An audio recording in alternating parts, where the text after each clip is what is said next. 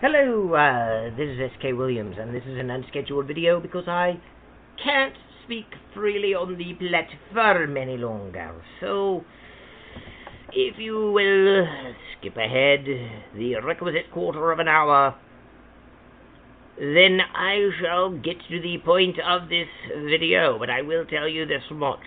It is actually a reply to comments that I ought to be able to post freely, but can't. My posts vanish, and I must use code language and odd spelling in order to get them to remain. So, for now, just skip ahead in the silent section of the video for 15 minutes. But keep in mind, I will be using euphemism in order to get this across.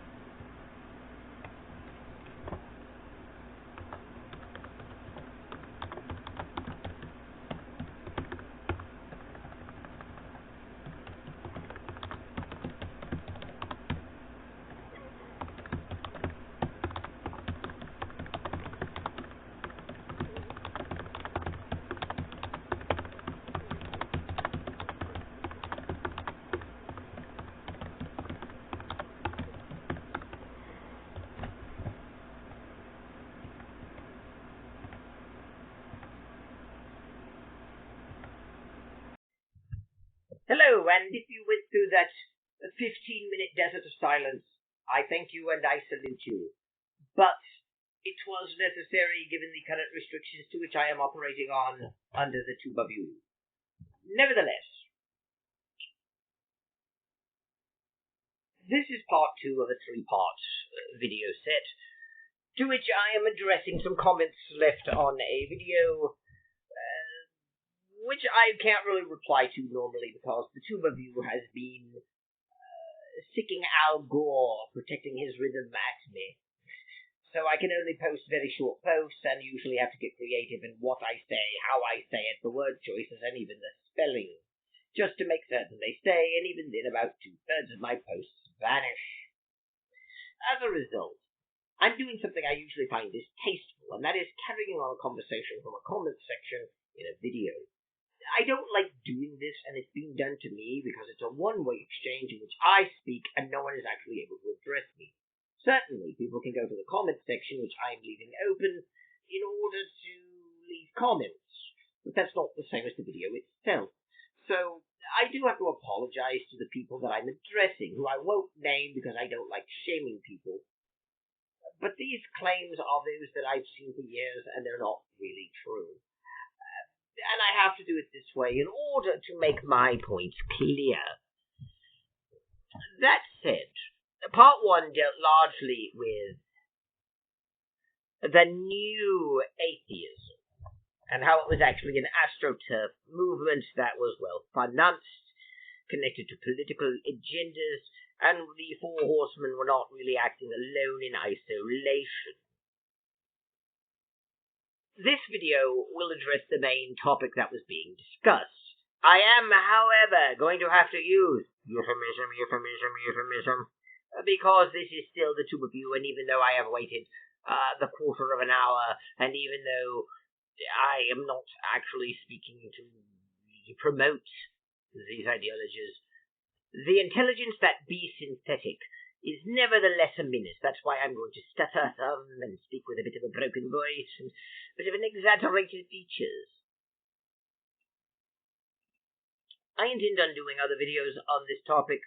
It's one that comes up perennially within the holy religion of atheism. It is dogma in the holy religion of atheism that this be true. But none of these claims actually are. And while there is more of a history to them in general, which I covered briefly in the previous video, in the modern world, most of the people who are repeating this get them from the divine prophet Christopher Hitchens Most Holy, or from the divine prophet Sam Harris Most Holy. And it was the divine prophet Sam Harris Most Holy who was presenting information within the video I'm talking about. This video will, of course, be shorter than part 1, simply because the topic is more controversial, and I'm hoping not to be so noticed and detected in patterns. Nevertheless, I will go over some of the basic claims that were made and prove how ridiculous they were. One of which I already have, but keep in mind I will be using euphemism, so I will be referring to Charlie Chaplin, who appeared in a movie called The Dictator. In fact, he starred in that film, and that character is largely the one we're talking about, or rather his real-life counterpart. I will also be referring to Jerryland and to the Jerryland Party, or occasionally the Party. And I will be referring to a certain group of people who Charlie Chaplin and his Jerryland Party did not like very much and wished to be rid of. And I will be referring to them as the elves. Keep in mind, I will be omitting information that I will be covering in a later video where I put on the sheet of bit. I am currently working on a video on the doctrine of the Trinity over there. When I have completed that, I shall move on to these videos, though I don't know if they will be the very next ones I actually release or not. But that is largely irrelevant. What is relevant here is that I at least address the basic claims in a way that is not weirdly misspelled and using very odd language. So, here we go. And these are claims all that you hear constantly from atheist community. It's not just the two blokes that I was talking to on that video. But it's very obvious that at this point, They were either working with faded memory of what they read from Hitch or the others directly, or else they were getting that information from others who got theirs faded memory. Because they got certain claims wrong, not just in the sense that they are historically inaccurate, but they are not the way that the claims are usually presented within the sacred scriptures of the holy religion of atheism, or in the pandering works of the pastors, priests, high priests, and of course, the secondary works of the divine prophets most holy of that religion. Before I begin, though, I will explain, even though I explained it in the last video, that when I refer to the holy religion of atheism, I'm not referring to atheism itself as a religion. Rather, it's a joke on the fact that atheists always say I'm calling atheism a religion, because I call things like secular humanism a religion, and point out that being an atheist does not mean you're not religious. To the atheist, either atheists are not religious, or else atheism is a religion. And religion is always held up as the opposite of atheism. Atheism is, however, not the opposite of religion, it is the opposite of theism, and theism is not a prerequisite for religion. I will go into that in another video, but I did discuss it at least briefly in my previous videos, so currently I am simply talking about the supposed historical facts about Charlie Chaplin and his political party in Jerryland. It's the usual rubbish that Charlie Chaplin was a devout Catholic. The Catholic Church fully supported and endorsed Charlie Chaplin and his beliefs and ideals and political beliefs. And that they loved him so much, they signed an agreement with Jerryland, proving they approved of everything that his government was doing, and that everything that he did was based upon church teaching. Even his hatred of the elves came directly from the church, since the Catholic Church taught as official doctrine that the elves were evil and the killers of Jesus, and promoted anti-elvenism for centuries. Indeed, even after the Second Great Conflagration, the Catholic Church continued to teach anti-elvenism, and only changed its official teachings on the elves in 1964. It wasn't until 1964 that the Catholic Church taught not to hate the elves. Before then, the Catholic Church officially taught as dogma that the elves were evil and to be hated and they killed Jesus. All of what I just said is, of course, sheer nonsense. But it is the mythology in the holy religion of atheism. And it is backed by some of the most ridiculous pieces of evidence that ever crossed to you that really prove that evidence is not what is primarily motivating these claims. For all the bluster about critical thinking and rationality, the atheist community is really more interested in anti-Christian polemic than it is in science or reason or critical thinking. After all, one of the main pieces of evidence they have that I keep seeing that the Jerryland Party were Christians is that they had on all Jerryland Party uniforms, "God is with us," belt buckles. There are several problems with this logic. One of which is that, even accepting that Charlie Chaplin himself chose the belt buckles, and that they are an accurate reflection of Charlie Chaplin's beliefs, and that they were on every single Jerryland Party uniform, the belt buckles do not say, "In Jesus we trust," or "Jesus is with us." They didn't say Christ is with us. They said God is with us. One of the oddities I've noticed in the atheist community is this idea that you can prove certain people, like the Jerryland Party members, were Christian if you can prove they believe in God. Since the Jerryland Party added "God is with us" to all Jerryland uniforms, it proves they believed in God. That proves they were Christian. And that's silly. One can believe in God and not be a Christian, and this is not a debate between atheism and religion. This is not a debate between atheism and Christianity.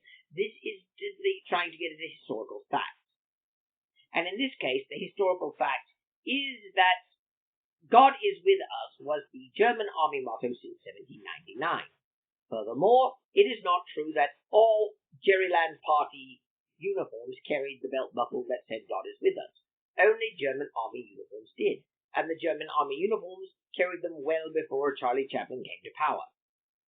Now, the usual retort to this is not to admit that the argument is wrong. It's usually to say that Even though they didn't invent the phrase and put it on the uniforms, they retained it. Therefore, it proves that they were Christians. Well, again, you can believe in God and not be a Christian.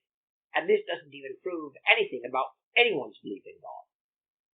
Just because they kept a culturally relevant slogan that had been the army motto for over 100 years at that point, for almost 150 years, it does not mean that it reflects an actual belief that is currently held. Any more so than if a dictatorship were to take over the United States of America, we could prove that they were Christians because the money in America says, "In God we trust." That is how ridiculous this argument actually is. Someone could be an atheist, but not be an ideological atheist, take over America, and not change that slogan or motto simply because they don't care about it. You have not proven that Charlie Chaplin was a devout Christian and much less a devout Catholic, just because the German army wore a belt buckle that said God is with us. And considering that the argument is that all Jerryland Party uniforms said God is with us, it's obvious that historical accuracy is not what is being pursued, and the people who are making this argument did not sit down with history books and learn it independently. They got it from other atheists. One of the posters, indeed, didn't say the Jerryland uniforms. They said specifically the double S had it, and the double S were the worst of the worst, and they were distinctly Jerryland Party. And, of course, according to the bloke who said it, they were also distinctly Catholic. That everyone in the double S were Catholic. It was a Catholic organization. It was specifically Catholic, and in fact, only one guard in the Happy Fun Time camps. And I'm sorry to have to demean the people who actually suffered in those camps, but I can't use their real name. I'm not doing it to be demeaning or flippant. It's just the way I have to talk under current conditions. But the only one guard, according to him, of the Happy Fun Time camps was ever punished, and that was for marrying a Protestant, because after all, the double S guarded the camps, and the double S were a Catholic institution. They were distinctly Catholic. This is ridiculous, and it shows the faded memory. In reality, this is a faded memory of something the divine prophet Christopher Hitchens Most Holy said. But the divine prophet Christopher Hitchens Most Holy said that it was gobbles. Yes, that's another euphemism. That was penalized by the church itself, not by the party, for marrying a Protestant. There was no instance where they said that a double S God was penalized for marrying a Protestant. And there is no evidence that the double S was a distinctly Catholic organization. They weren't, actually. But even the claim that Hitchens made isn't true. Hitchens claimed that the Jerryland Party was Christian and specifically Catholic, and all their leaders were Catholic, and that the Catholic Church did not excommunicate a single Jerryland Party member, except one. The only Jerryland Party member to ever be excommunicated was Goebbels, not for his role in the rise of an authoritarian dictatorship, not for his role in destroying freedom, not in his role in the large-scale unaliving on an industrial level of large numbers of people, including elves. No, the church was fine with all of that. They excommunicated him for marrying a Protestant! And the point that the divine prophet Christopher Hitchens Most Holy was making in his sacred scriptures that he was writing for the holy religion of atheism is that the Catholic Church is evil and has evil outlooks and morals, that the Catholic Church is okay with large industrial scale unaliving of people. The Catholic Church is okay with dictatorships and murders and deaths and destruction, but they draw the line at marrying outside of the tribe. Look how awful they are and immoral. The only problem is that the divine prophet Christopher Hitchens Most Holy lied. In reality, the Jerryland bishops had excommunicated all party members in 1931, meaning that when the divine prophet Christopher Hitchens Most Holy claimed that no party member had been excommunicated except Goebbels, and that for marrying a Protestant, he was lying. Now, at this point, I am usually ridiculed, though this information is easily found. And I am also told by some people who look it up that the excommunications were lifted in 1934, and they call it a lover's spat. Oh, it was a lover's spat! And of course, a lot of atheists like point out that the Pope himself didn't excommunicate Charlie Chaplin or party members. It was only the local bishops in Jerryland. Well, the latter all of this actually shows a complete lack of understanding of the Catholic Church. Of course, the Pope didn't excommunicate them personally. Excommunication is not simply personal disapproval. It is a form of penalty that removes you from communion with the Church. And it doesn't really matter which bishop of the Church excommunicates you. Once excommunicated, you are excommunicated. In order for the Pope to excommunicate the Jerryland party members, he would have to lift the excommunication put on them by the Jerryland bishops, only to excommunicate them again, which would be pointless. And as for the lifting of the excommunication, this is technically false. What actually happened in 1934 was that membership into the Jerryland party became compulsory within Jerryland. And the Catholic Church amended its excommunication policy, saying that if you join the party because of being compelled to do so, then you shan't be excommunicated. However, should you join the party because you wish to join the party and approve of them, the excommunication was still valid, and all of the previous excommunications were still in effect.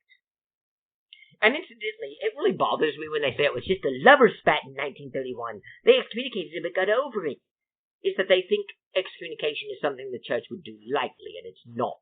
It is the most severe penalty the Church can impose. It is spiritually damaging, and they wouldn't do it just as a lover's spat. But the atheist community has no idea what they're talking about most of the time, and also don't try and take seriously these conversations. It's all about generating hatred for Christians, after all. No hate for Christian love! And go ahead and accuse me of the Christian persecution complex. It's what you idiots always do. You never address the falsities and the hatreds in your own hearts and the lies you tell. You just blame Christians, and one of the best ones is to say, you have the Christian persecution complex! And it's pathetic. And that brings up another interesting problem that I have with the Jerryland Party arguments. You see, a lot of the claims you keep hearing are just simply nonsensical and false.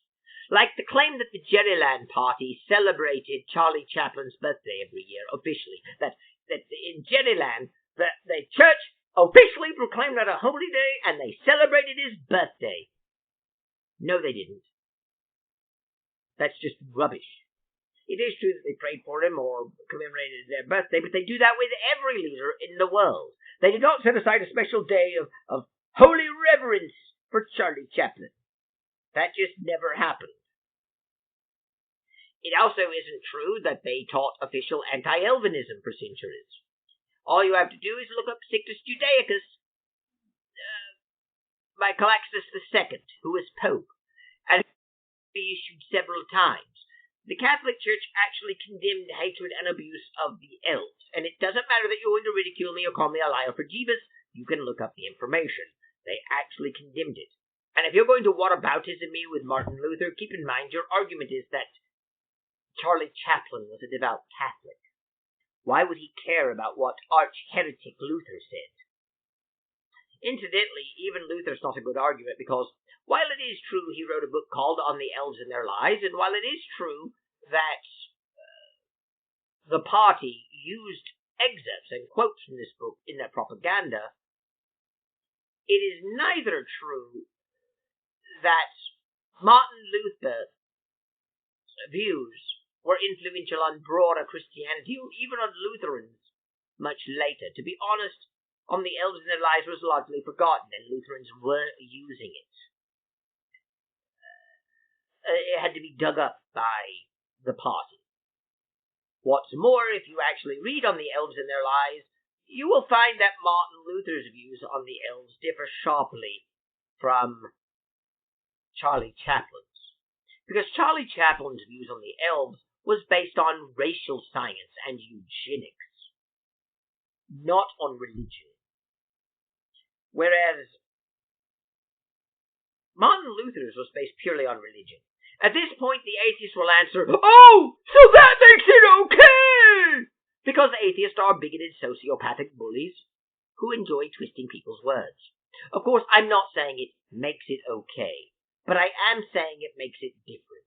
So when the atheist who listens to this inevitably says, "Oh, so that makes it okay," keep in mind, the real point is that there is a difference between the two works. There is a difference between the two views. The real point is to understand actual history. I am not saying it makes it okay. I know that atheists are dishonest, sociopathic, lying bullies who enjoy hurting Christians. But I'm really sick of hearing that, "Oh, so that makes it okay" thing when I try and present this information. I've got it for years. That's why I don't respect atheists anymore. That and all of your random capitalist jokes you put me through for years. And all the other abuse that you atheists have put me through for years. Too bad I can't claim atheist trauma syndrome, because that doesn't exist. But you atheists can all claim religious trauma syndrome. Having said all that, it really gets old hearing about that because it doesn't make any sense whatsoever. You see, Martin Luther's views were about Jews who refused to convert to Christianity. Specifically Lutheranism, because he wouldn't have exactly been happy if they had converted to Catholicism. But he put restrictions on them, but he didn't order large-scale unaliving of them.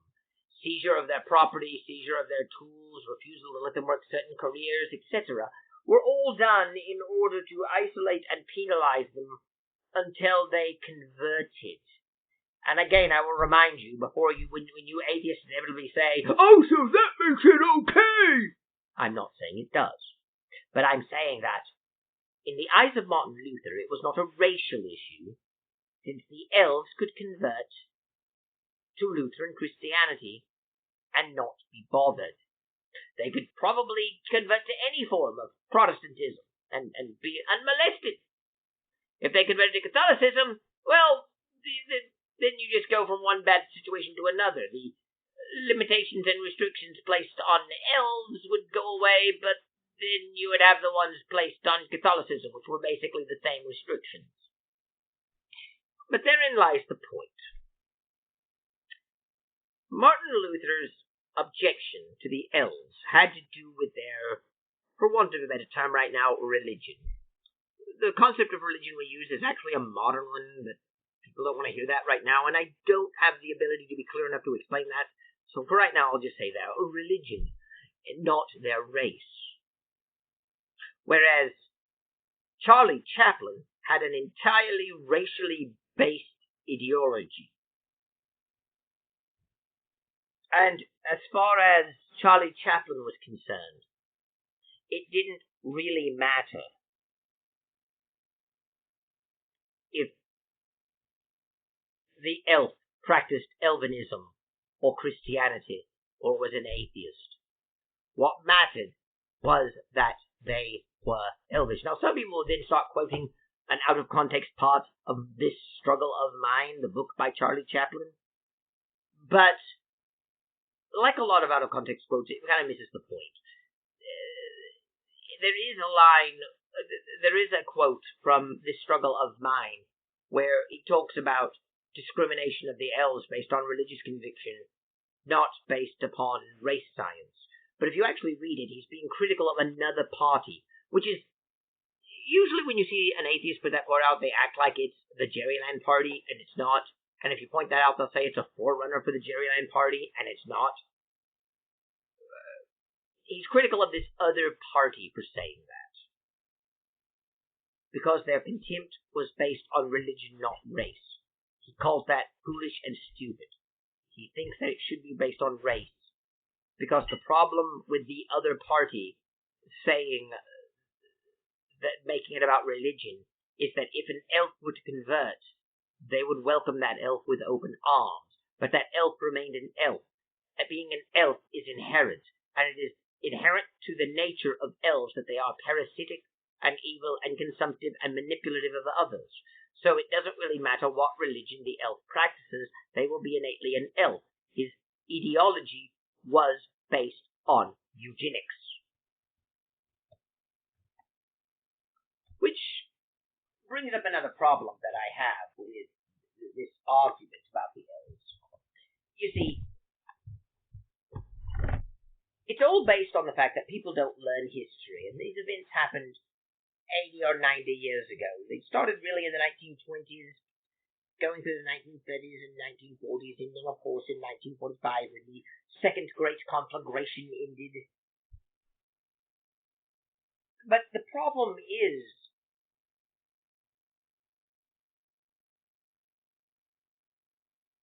it still doesn't change the fact that what they're saying about this is wrong. Because Charlie Chaplin got all of his ideas from the progressive movement, and all of the ideas can be found in the Rationalist Press Association works. For example, the anti-Elvis sentiment can be found in the works of Karl Pearson, himself a contributor to the Rationalist Press Association's Thinkers Library. He also worked for John Draper's Eugenics Lab, and John Draper, by the way, is one of the two men who gave us the myth that science and religion are at odds and hostile to each other. And John Draper also held anti-Elvish views. And you can also look at the other actual influences of Charlie Chaplin, like Madison Grant, Harry Laflin, or even Major Leonard Darwin. He wasn't drawing on centuries of church tradition. He was drawing on the racial science of his day that largely came from the progressive movement, specifically eugenics. And indeed, many of the most popular and prolific atheist writers of the era stand in stark contrast to modern atheist writers writing their polemic.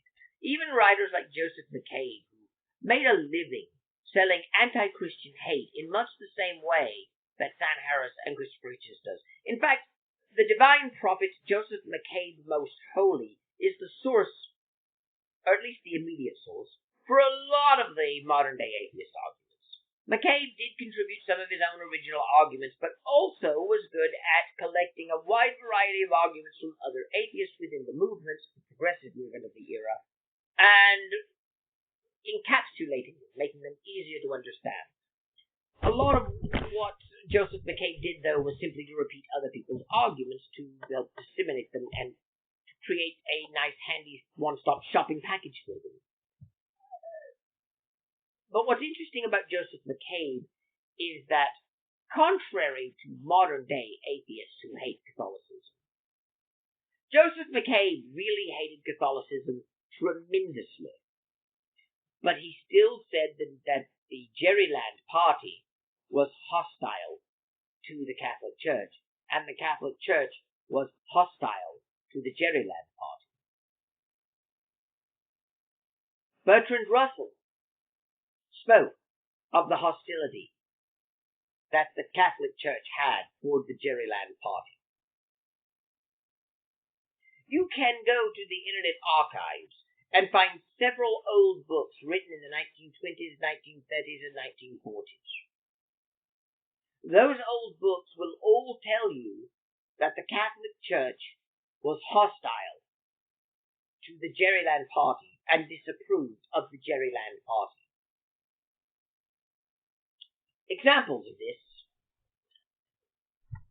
are not that difficult to find.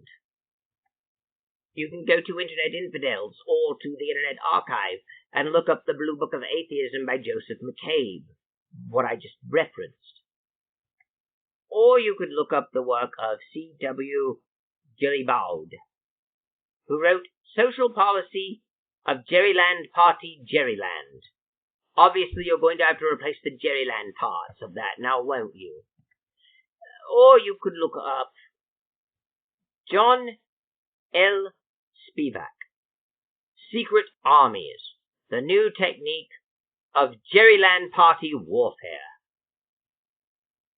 Or you could look up The Mind and Face of Jerryland Party Jerryland by Edward Beans.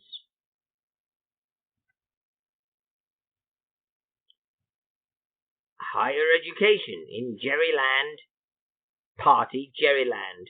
Education in Jerryland Party Jerryland by A. Wolf.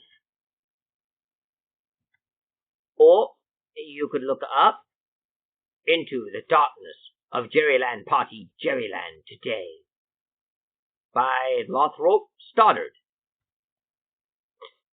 Or you could look up Jerryland Party Jerryland Explained by by Vernon Bartlett. Or you could look up Jerryland Party Plans for Dominating Jerryland and Europe. The Attitude of the Jerryland Party Toward Political Terror by the United States Office of Strategic Services Research and Analysis. Or you could look up Jerryland, What's Next by Bernard Keeling. Or you could look up The Jerryland Party War Against the Catholic Church by the National Catholic Welfare Conference. Keep in mind, this last one you may say, bias! They're Catholic! But keep in mind, according to the mythology of the holy religion of atheism, the Catholic Church fully endorsed Charlie Chaplin and the Jerryland Party. The Jerryland Party was taking church dogma and writing them into law, and the church fully backed and supported everything they did and loved them so much they signed an agreement with them and celebrated his birthday. There would be no reason whatsoever for the Catholic Church to condemn the Jerryland Party. They should be praising him, and yet you don't find them praising him, you find them writing books like this. So, stow your ridiculous criticism of bias! Having said all that, you also have Civilization's Only Weapon Against Charlie Chaplinism by Samuel Untermeyer. Written in 1934, by the way. And you also have The Scourge of the Bent Cross, a short history of Jerryland Party war crimes by Lord Russell. Contemporary sources, or sources from shortly after the war, never mention the Catholic Church's wholehearted support for Charlie Chaplin and the Jerryland Party. No source contemporary to the times mention Jerryland loving the Catholic Church, or the Jerryland Party loving the Catholic Church, or the Double S being distinctly Catholic within the party, and the party implementing church dogma into law and celebrating Charlie Chaplin's birthday. None of that's mentioned. No mention of this close relationship where they loved each other, adored each other, worked together, and the church fully endorsed and supported them exists.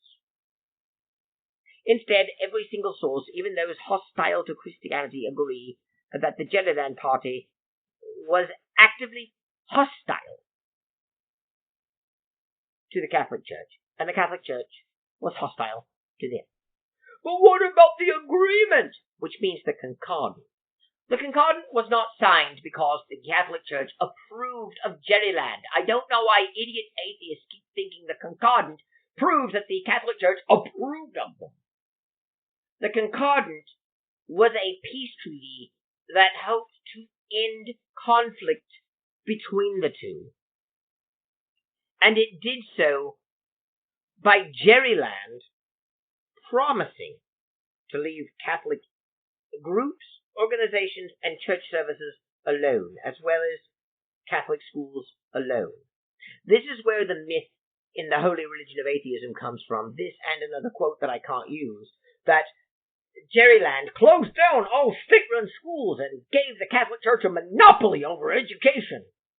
In reality, it's the other way around.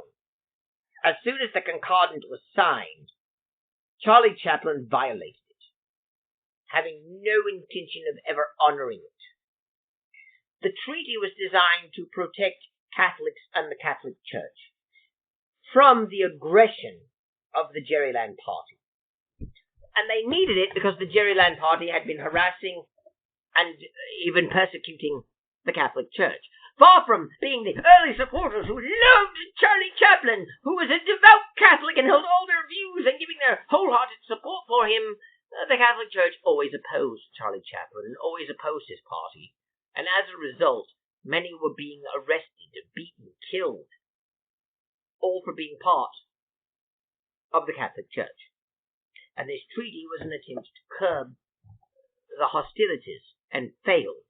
It was not an approval of the Jerryland parties. And keep in mind, even though the holy religion of atheism will now turn its attention to Protestantism, Patrick Bonhoeffer attempted to unalive Charlie Chaplin. And Bonhoeffer wasn't some lone wolf individual. Most of the Protestants who were actually active in their churches did not support Charlie Chaplin even within the Protestants. But being a totalitarian government, the party attempted to hijack the churches regardless. There was no mass Christian support for Charlie Chaplin. There was no mass support within Christianity for Charlie Chaplin's actions. That's just ridiculous.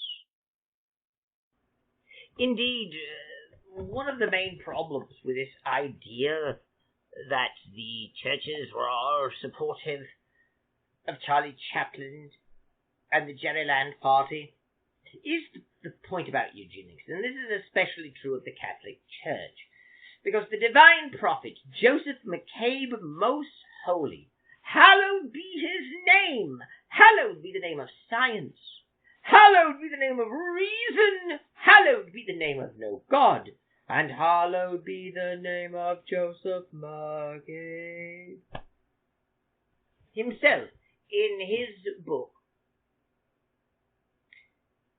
A Biographical Dictionary of Modern Rationalists, later revised a few years after to be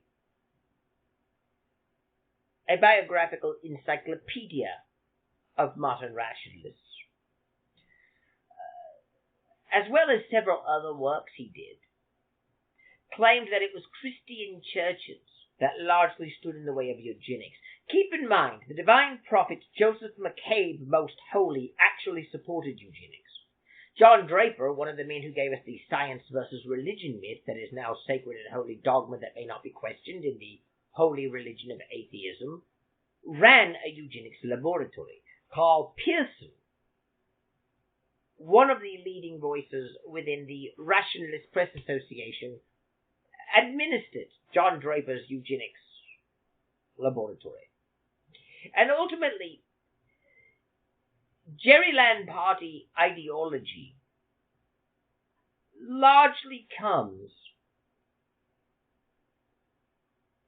from the things you read in the Rationalist Press Association.